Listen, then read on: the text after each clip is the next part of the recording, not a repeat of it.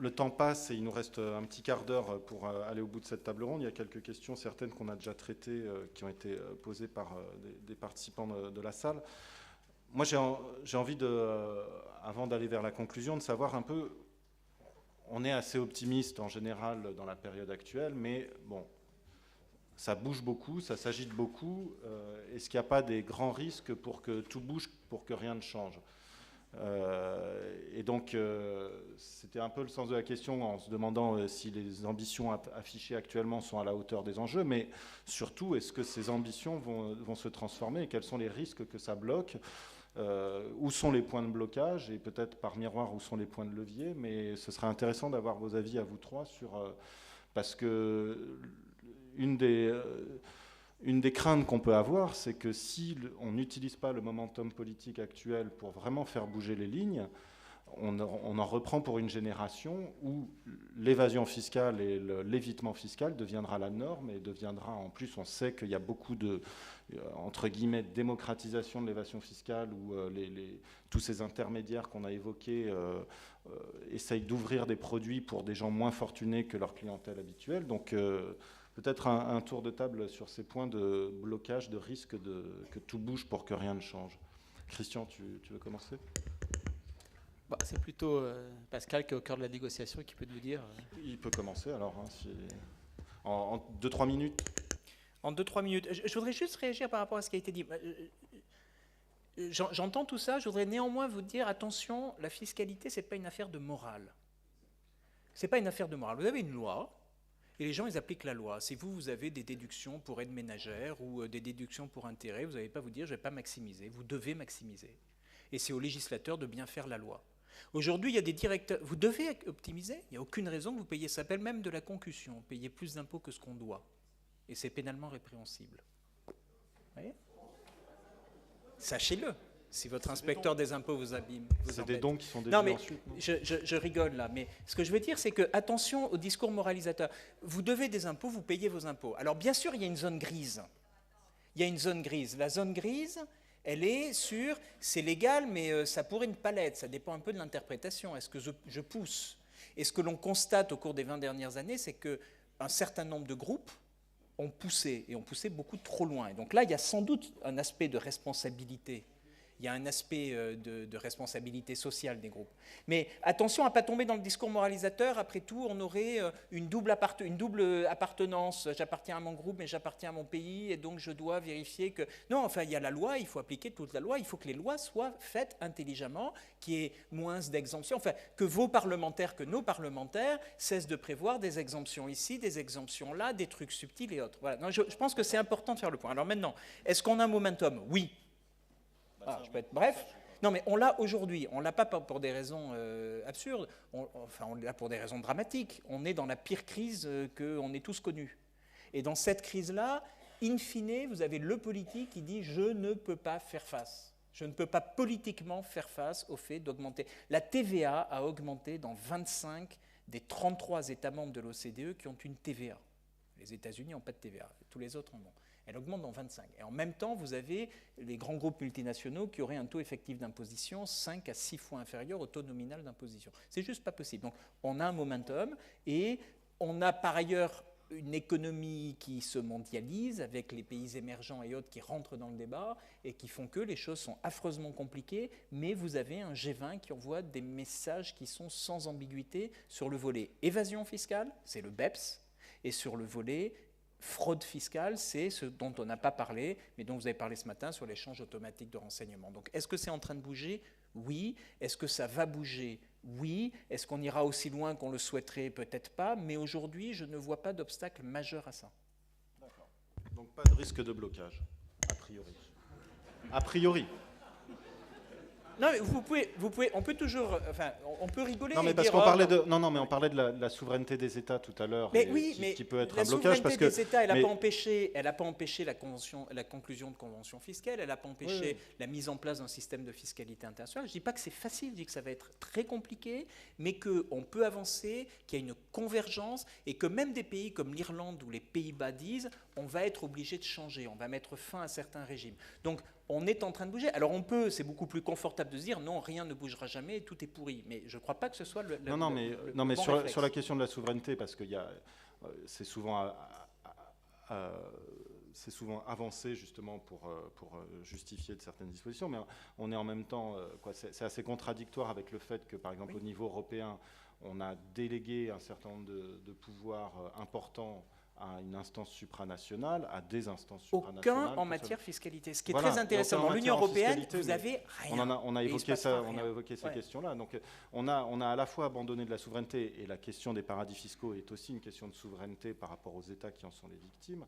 Donc ça se... Vous voyez, ça non, mais je suis bien d'accord. C'est pour ça que c'est très compliqué, mais qu'une fois de plus, c'est un peu la faiblesse et l'avantage de l'OCDE. Nous, on ne fait pas du droit dur, on fait que du droit mou. On est des mous, on fait de la soft law. C'est du machin que les États veulent bien accepter s'ils sont assez gentils pour l'accepter. Mais en réalité, et donc on travaille par consensus, mais en réalité, c'est un effet de levier très important. Parce que quand vous mettez tout le monde autour de la table, vous dites voilà, c'est pas bien, il faut avancer, vous pouvez avancer. On a avancé sur le secret bancaire, on avance sur l'échange automatique de renseignements, il faut juste trouver les bonnes dynamiques politiques, il faut des alliés qui soient forts, c'est le cas du G20. Mais en faisant ce jeu-là, vous pouvez polisser les souverainetés fiscales.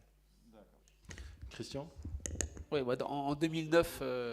Oui, tout à fait. En 2009, moi j'écrivais dans Alter Eco que ça y est, le G20 commence à s'attaquer à l'échange d'informations fiscales, et on voit bien que c'est des gouvernements de droite et de gauche, mais sur la remise en cause des pratiques fiscales douteuses des entreprises, il n'y a rien. Donc à partir du moment où le G20 et où le CDE se met à travailler dessus, je ne vais pas dire ça avance pas. Donc oui, le momentum politique, il est là. Je ne sais pas si BEPS est parfait, mais en tout cas, je suis content que ce soit là, et toutes les évolutions, à mon sens, vont dans le bon sens. Pascal a commencé à dire, il y a 3 aspects de transparence dans BEPS, du gouvernement à gouvernement, des entreprises avec du gouvernement. On a loupé le 3e. Non, il y en a 2 entreprises à gouvernement, les déclarations de montage et le pays par pays reporting. Donc non, bien sûr, c'est un combat politique qui est extrêmement fort. Il n'y a pas seulement que les États, la souveraineté des États. Aujourd'hui, qui écrit la règle internationale? Il n'y a pas que les États, il n'y a pas que le G20 ou le CDE, il y a aussi les grands acteurs privés. Donc nul doute que les entreprises, les banques, ce que j'ai essayé de montrer tout à l'heure sur l'utilisation par les banques françaises, je pense, des îles Caïmans, fait que vous voyez bien que c'est au-delà de l'utilisation de ces territoires simplement pour échapper à l'impôt. Ça fait partie du business model des banques européennes, ça fait partie du business model des banques françaises que d'avoir peu de capitaux, que de s'endetter beaucoup, et de s'endetter notamment en dollars à partir de ces territoires. Et ça permet, oui, sûrement d'échapper aux impôts, mais ce sont aussi des territoires d'opacité financière qui vont permettre de prendre des risques. Et là, le G20 d'avril 2009 à Londres avait bien identifié ça, en disant ces territoires, ils posent problème. Ils posent des problèmes fiscaux, bien sûr, mais ils posent aussi des problèmes d'instabilité financière internationale. Et là, autant on avance avec l'échange automatique d'informations sur les individus, autant on essaie d'avancer de côté britannique visiblement sur le secret des trusts, autant on avance sur la mise en cause du secret bancaire à des fins fiscales, autant maintenant il semblerait qu'avec BEPS on puisse avancer au niveau des pratiques fiscales douteuses des multinationales, autant il n'y a rien qui est fait pour remettre en cause le fait que ces territoires nourrissent l'instabilité financière internationale. Donc ça va être au-delà des questions fiscales, remettre en cause le business model des acteurs financiers. 1, c'est pas évident. 2, comme Pascal Saint-Amand l'a dit, ça va prendre du temps. Si on a de la chance, en 18 mois, c'est là, il a tout à fait raison. Si on arrive en 18 mois, ce sera marqué d'une pierre blanche sur les calendriers parce qu'on n'aura jamais été aussi vite. Mais tout le monde, et sur l'échange automatique et sur les pratiques fiscales douteuses des multinationales, va essayer de réduire au maximum, me semble-t-il, le périmètre et d'allonger la durée avant que ça se mette en place. C'est là, à mon avis, les 2-3 points de blocage éventuels. Oui, Cécile, vous vouliez réagir aussi à la remarque de Pascal Saint-Amand. Oui, sur le fait que la fiscalité ne serait pas une affaire de morale. Alors, je vois bien ce que vous voulez dire, mais je ne suis pas complètement d'accord, même voire pas du tout d'accord, parce que justement, tout le problème, c'est que la loi, alors d'une part, je reprends ce qu'on évoquait à propos de, que ce soit la soft law ou la hard law, quand on repère que la loi est à la fois inopérante, vraiment non pratiquée, et qu'elle contribue à pénaliser lourdement certains acteurs ou certains États, eh bien là, s'il ne s'agit pas d'une question de morale, de quoi s'agit-il? Il ne s'agit pas d'avoir un discours je ne sais pas comment dire, bien pensant, moralisateur et tout ce qu'on veut, mais c'est se dire que les questions de fiscalité sont des questions qui nous obligent à regarder des questions à la fois évidemment de légalité, mais aussi de légitimité des pratiques. Et justement, alors ce que vous dites qu'il faut que la loi soit faite intelligemment, intelligemment, c'est aussi en fonction de critères qui sont liés à des enjeux de justice. Donc de ce point de vue-là, les questions de justice ou d'équité, c'est à mon sens... Pardon d'intervenir à nouveau. Non, ce que je voulais dire, c'est la conception d'un système légal. Bien sûr, il dépend de différents facteurs, dont un facteur de sens de la justice du peuple en cause. Ce à quoi je réagissais, c'est dire une entreprise qui optimiserait n'aurait pas forcément un comportement moral. Et là, je dis attention. Bien sûr, il y a une zone grise et pousser, aller jusqu'au bout, faire passer un chat pour un chien parce qu'il y aurait une exonération, ça ne va pas. Néanmoins, attention à ne pas dire, mais finalement, avec la morale, je sais quelle est la facture fiscale que je dois payer. Voilà, c'était sur ce point-là que je commentais. Non, mais bien sûr, ça c'est une question ensuite de débat public, mais il y a un certain nombre de pratiques justement qui étaient, pour le coup, dans les zones grises, voire complètement cachées, jusqu'à une date assez récente, parce que les acteurs n'avaient aucun intérêt à ce que ça soit rendu public et que ça fasse l'objet de délibération dans l'espace public pour savoir justement ce qui correspond à des formes d'équité. Et il me semble qu'une des difficultés, mais qui a été soulevée à propos de la volonté des États de rester souverains en matière fiscale, c'est que là, on touche aussi la question beaucoup plus globale de l'architecture internationale et de la prise en compte de biens communs et biens publics mondiaux.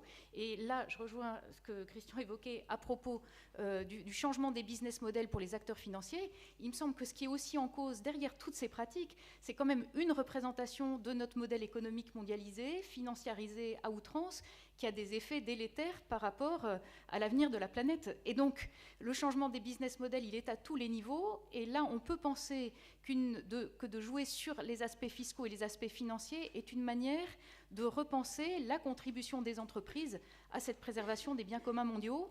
Et là, il me semble, alors peut-être, ça, ce serait un facteur qui peut être un levier pour les entreprises à l'heure actuelle, puisque quand même, leur intérêt bien compris va dans le sens quand même de la préservation de la planète à long terme. Alors même si pour l'instant on est quand même, je travaille pas mal sur des questions d'industrie lourde comme le pétrole, on est vraiment dans des enjeux à très court terme, mais n'empêche que ce soit les industries extractives ou autres acteurs sont obligés de se poser la question des effets de leurs activités pour les décennies qui viennent. Et il me semble que là, on voit bien le lien entre les aspects financiers et fiscaux et ces enjeux macro.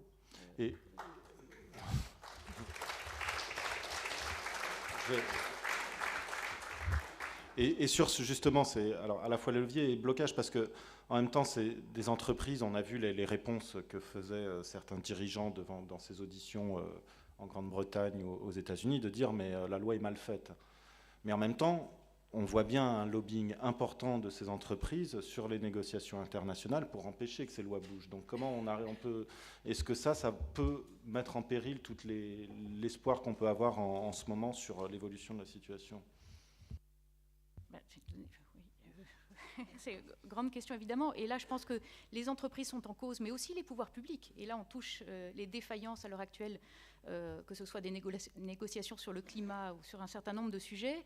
Là je reviens d'Inde, discuter à la fois avec les pouvoirs publics qui accueillent les investisseurs étrangers dans certains États, et avec des multinationales, et c'est vrai qu'on a l'impression que pour l'instant on est quand même piégé, notamment pour les grands émergents, par un discours qui consiste à dire tant que vous, pays du Nord, vous ne montrerez pas l'exemple, en termes de changement très profond, pas simplement des business models, mais de vos modes de vie. En gros, ça veut dire comment nous arrivons à mettre en œuvre des projets de décroissance. Alors ensuite, il faut se méfier des mots, mais se dire comment est-ce qu'on promeut une autre croissance et la création d'emplois qui soit assise sur des business models complètement transformés.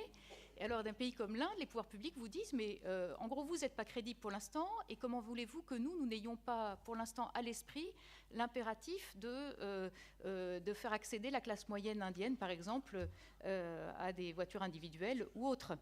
Et donc là, on voit bien et c'est la même chose. Et du coup, ils vous expliquent qu'ils offrent des conditions fiscales extrêmement avantageuses pour ces entreprises, de manière à favoriser le développement par la croissance. Et par ailleurs, ils vont aussi reconnaître que leurs grandes villes sont complètement polluées, qu'il y a des embouteillages pas possibles, et que même en termes d'aménagement du territoire à court terme, il faut changer les choses. Et là, alors on dépasse le sujet de la lutte contre les pratiques d'optimisation fiscale, mais Mais je crois que les choses se tiennent, c'est-à-dire que c'est vraiment une logique d'ensemble qui est à repenser. Et de ce point de vue-là, moi, les blocages que je perçois, c'est à ce niveau-là. C'est-à-dire nous mettre d'accord profondément sur l'urgence qu'il y a à changer radicalement nos modèles.